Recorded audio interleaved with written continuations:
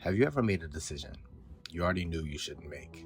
You saw it coming, you felt it, and still, you went through with it anyway. I remember a time when I had a choice in front of me.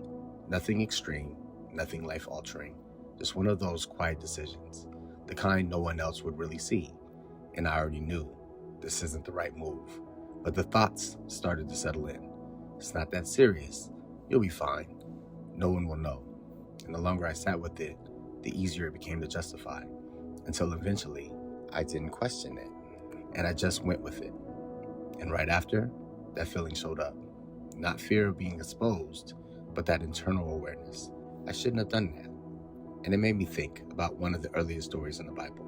Not because it's complex, but because it's so familiar. Adam and Eve were in the garden. Everything was good. Everything was provided. There was just one instruction. Don't eat from that tree. But then comes the moment.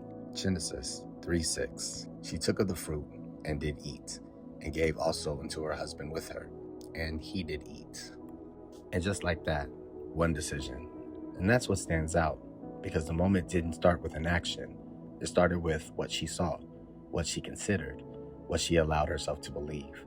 Because temptation rarely presents itself as something obviously wrong. It often feels reasonable, something you can explain, something you can justify, something that feels manageable. And once you start entertaining it, you start moving closer to it. That's when something became clear to me.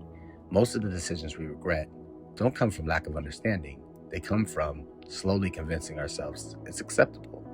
Adam and Eve weren't uninformed. They weren't momentarily misaligned.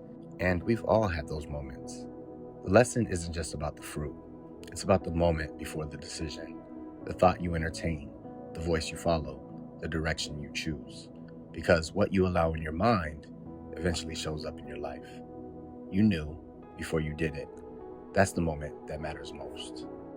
If this spoke to you, you can find more reflections at jamesnorajr.com. Faith forward, turning the word into everyday life.